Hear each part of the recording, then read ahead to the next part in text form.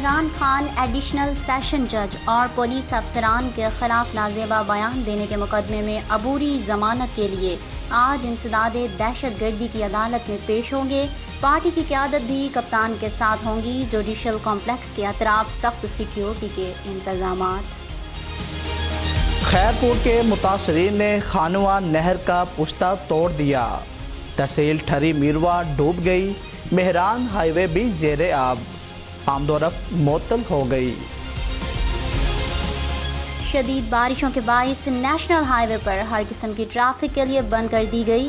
قومی شاہراہ کو کنڈیاروں کے مقام پر بری طرح نقصان پہنچا۔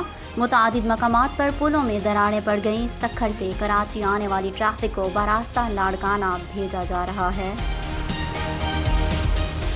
شکارپور میں کشتیاں چل گئی۔ شہر کے مین روڈ سرکولر پر 5 سے 7 فٹ پانی کھڑا ہو گیا، جہاں شہریوں کو شہر سے اسٹیشن روڈ یا دیگر علاقوں میں جانے کے لیے کشتی پر سفر کرنا پڑ رہا ہے۔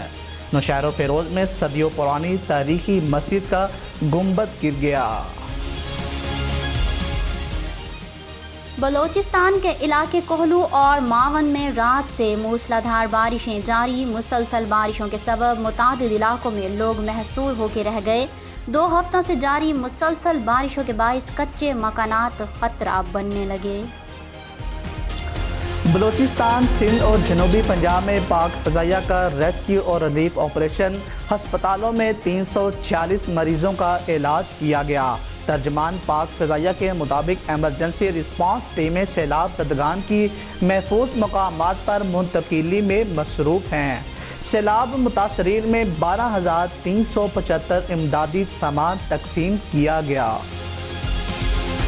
ہم وطنوں کو ریسکیو کرنے کے لیے پاک فوج کے جوان متحرک۔ نوشہر و فیروز میں پاک فوج کے جوان پہنچ گئے۔ لوگوں کو کشتیوں کے ذریعے باہر نکالنے کا کام جاری۔ نوشہر و فیروز میں ایک روز میں 300 خاندان کو ریلیف کیمپس میں منتقل کیا گیا۔ جھوڑوں میں بارش سے پھنسے لوگوں کو نکالنے کے لیے آپریشن 2 روز میں 1000 افراد کو ریسکیو کیا گیا۔ دشوار گزار راستے، سیلابی صورتحال، انسانیت مشکل میں ایس ایم نیوز متاثرین کی آواز بن گیا۔ تباہان علاقوں تک پہنچا۔ دکھیاروں کی آواز ایوانوں میں بیٹھے اعلیٰ حکام تک پہنچائی۔ سندھ کے دور دراز علاقوں میں صورتحال ناظرین تک پہنچانے کا مشکل سفر جاری۔